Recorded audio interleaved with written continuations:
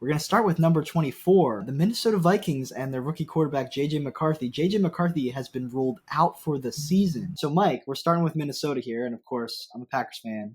I hate the Vikings. But what did you make of J.J. McCarthy getting injured, and how do you think that impacts the Vikings season?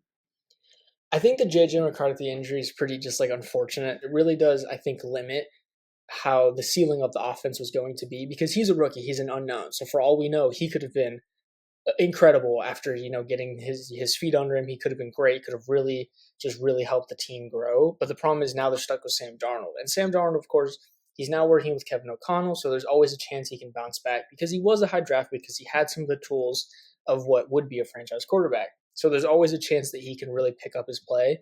But as we currently know, Sam Darnold is very much just a bridge quarterback.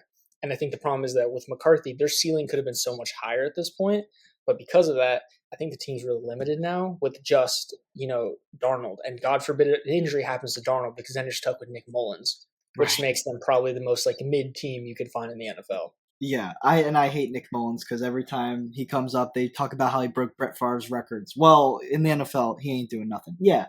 So with that aside, so the thing about JJ is I've been very skeptical of him just as a rookie at the very least. I think if he is going to become a good NFL quarterback, it's going to take time, and maybe having this year off and not being thrown into the fire might wind up helping him long term. But that's the thing. You talked about the ceiling for the Vikings. I'm sorry, but I like Sam Darnold as a backup. I think he's a pretty solid backup. But at this point, I think the potential, I think that ship has sailed. I don't think he's going to be able to elevate this team to be a playoff team, especially in this division. The Bears got a lot better. The Packers and Lions are still going to be really good. There's just no upside. Like, we know what Sam Darnold is, and I don't think. I mean, your guy Matt Corral is apparently the fourth string quarterback on this team. I didn't even know that, but unless he's going to rise to the occasion, there's really no saving this QB room. Like, Sam Darnold, no matter how you slice it, is one of the worst starters in football. Now, this team is still really talented, and I hate them, but I will say that. I mean, I can't deny that. But we've already seen, Jordan Addison got a little shaken up. Thankfully, he's not out for significant time. T.J. Hawkinson's still coming back from his ACL tear last year. So there's other injury issues with this team as well right now. But when you look at this offense, it really is a quarterback only problem. I mean, this offense is loaded otherwise. So what do you make of that imbalance? So the problem with that is like I think the issue is that like you see it a lot. A lot of people like to bring up the whole thing like Trent Dilfer won a Super Bowl or whatever with the Ravens, but that was like an Yeah. incredibly loaded defensive front team. The problem was when you have a really good offense and a really mid quarterback, if you can't get the ball to your weapons, it doesn't matter how good Justin Jefferson is. He can't be all over the field. He doesn't have 8 foot long arms to catch a terribly overthrown ball. Like if we're being honest, like I'd be more concerned about possible injuries because Darnold, as we know, he can be a little inaccurate sometimes. He's a known quantity, and that is that he can be really inaccurate, make some really bad decisions, and I'm concerned that could lead to some injuries. Because hospital passes are a thing, and or just you need to get your ball to your weapons, and if you can't with Sam Darnold, like it's just like we were talking about the ceiling. So that's kind of what concerns me. But I think that's also why they brought in Aaron Jones. I think they want to be able to run more, and hopefully that'll keep the pressure off of Sam Darnold more. So when he has to throw, it's not as high pressure, maybe. So maybe that's what they're thinking along the lines of. So I do see the vision for how this offense can still function, Mhm. but it definitely is missing JJ McCarthy because McCarthy, from my understanding of what we'd seen before he was injured, was he was trending to be either the week one starter or he was going to replace Sam Darnold after that really tough first stretch of games they have. Mhm. So I just think the problem is he going to get them the ball enough to have this offense still be dynamic the way it can be because of the weapons they have? Absolutely, and I'm glad you touched on my guy Aaron Jones, who he really stuck it to the Packers. Like, you're going to get rid of me for cap space reasons. I'm just going to go to Minnesota.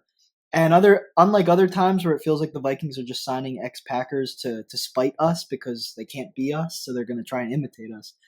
Aaron Jones had a really, really good end of the season last year. I always have brought this up. He really saved the Packers.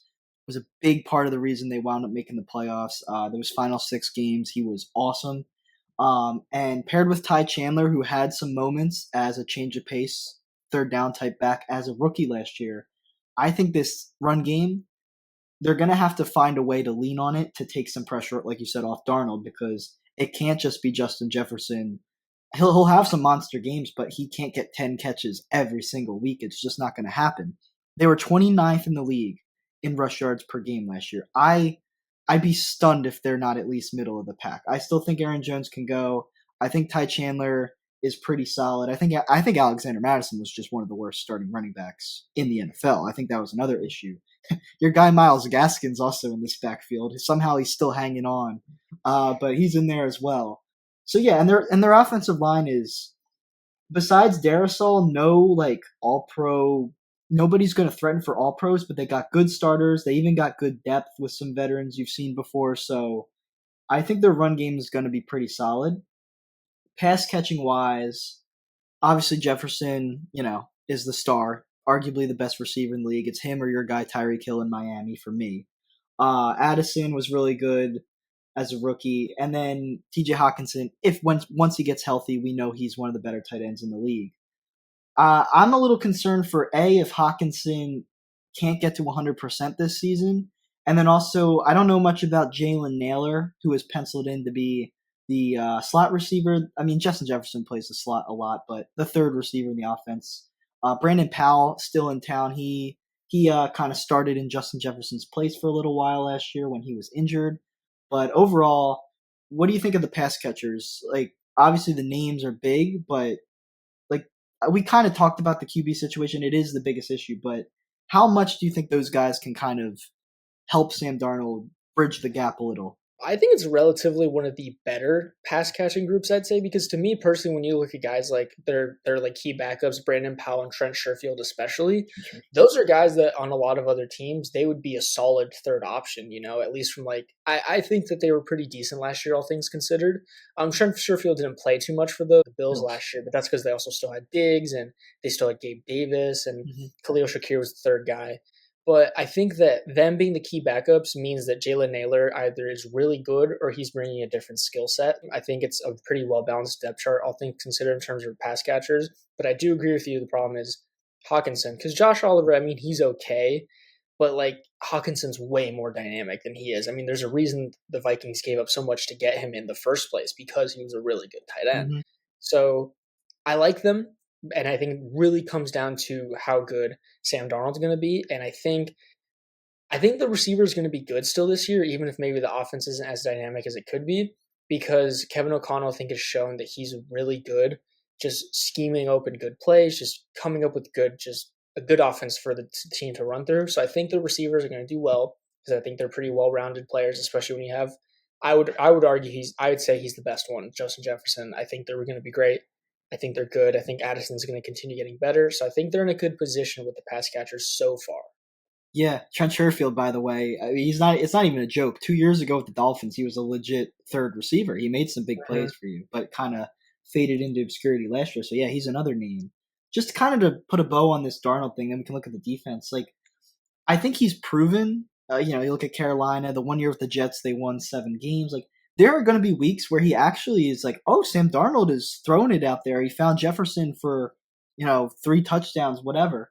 It's just that on a week to week basis, as a consistent starter, he's proven time and time again that he doesn't have the decision making at the NFL level to make this team what it really could be. And that's where maybe JJ would have stunk as a rookie too, but at least you had that upside. But now that's just gone. And I think a team like Chicago is going to wind up pulling a few games ahead of this team because, yeah, they're young in some areas, but they also got a lot of great veterans. And if Caleb Williams isn't better than Sam Darnold, I won't know what to say. So that will just prove that once and for all, the Bears QB position is cursed forever, no matter who it is. So we'll have to see how that shakes out. But I'm confident in Caleb. Looking at the defense, this is why this team is not going to go like 4-13. They're going to be competitive week to week because Brian Flores, former Dolphins coach, I guess that's why there's a lot of former Dolphins we've already named because this is he has ties to Miami. But looking at this defense, they exceeded expectations last year, and a big part of that I think is the coaching. But then they went out in the offseason and added a ton of really interesting veterans. So what do you make of their defense? Like, what do you think of the moves they made? Do you think it's even better than last year? To me, the defense, I think The defense is very dependent because I think unfortunately they've had a few key injuries. They lost one of their starting cornerbacks to, the whole season he's out. And they did bring in Stephon Gilmore, but I'm a little concerned about how much he has left in the tank just because he's a little older at this point. But I do like some of their secondary players. Harrison Smith is still really consistent, even if he's not, the crazy like best safety in the league he used to be. They have Karen Bynum who's good, Byron Murphy who's really good. I really like that they brought in Jonathan Greenard, Andrew Van Ginkel, and Blake Cashman. I think those are incredible, just really good linebacker reinforcements they brought in, and I think that's a big deal for them because Mhm. I mean Flores, like you were mentioning, he loves his linebackers. He loves his edge rushing linebackers who are fast, they can bend, and I think that's really good for this team.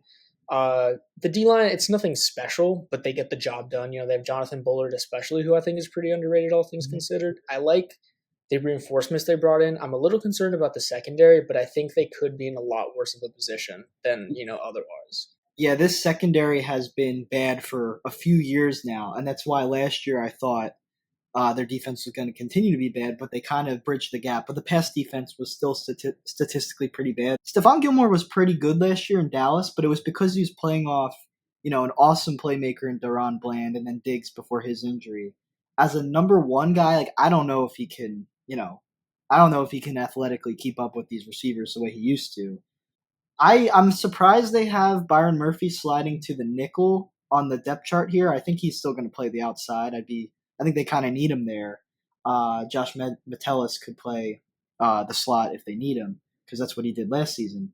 Yeah, I agree with you. The free agent moves they made. Granard from Houston had a huge breakout year last year. They signed him. It's funny because the Houston went out and signed Daniil Hunter. They signed Granard, so it was basically a trade. Blake Cashman had a great year in Houston as well last year, so they poached two Texans. And then Dallas Turner, the best edge rusher in the draft this season, they took him. So him and Grenard together could be, if Dallas Turner is ready to go, that could be a really dangerous tandem on the edge. Van Ginkel too. He had a bounce back year for your Dolphins last season. He stepped up when they needed him once Jalen Phillips got hurt. So I think their edge group is really formidable. I think that's going to be the strength of the team. Getting to the quarterback, I wrote down they were 23rd in sacks last year. I think they're gonna, double that this year. They might be towards the top 10. But yeah, that secondary. I mean, Harrison Smith, Gilmore, Shaq Griffin, like these are veterans who kind of seems like their best days are behind them. So can they stay steady where they've been, or are they going to keep slowly declining? That's going to be the key for this Minnesota team if they want to stop the pass because you got three really good quarterbacks and some really good offenses to contend with in the NFC North. So that's like really all I have for the Vikings. Is there anything like? Do you believe that there any case for you that they can be better than Chicago, or do you think they're definitely last place? I think they're definitely just last place, unfortunately, just due to the quarterback situation. I think is really the big issue because all the other quarterbacks, Caleb Williamson, we know he's a rookie, but I really do believe he's going to be pretty good out the gate. I think he's going to be better than Darnold, like you said. If he's not, pack it up, Bears. Just quit while you're at it. Yeah. But they're just all the other teams are better. Just like even just from the standpoint of having just quarterbacks that are just better, and we know that they can get what they need to do, get the ball to the pass catchers. But I do think that Minnesota's saving grace, as you mentioned, is their defense. I really like the linebacker reinforcements they brought in, especially, and I think that's the important thing that they're really hammering home is that they're going to get to the quarterback, they're going to put pressure on him, and that's going to help alleviate the pressure that the slightly subpar secondary is, under.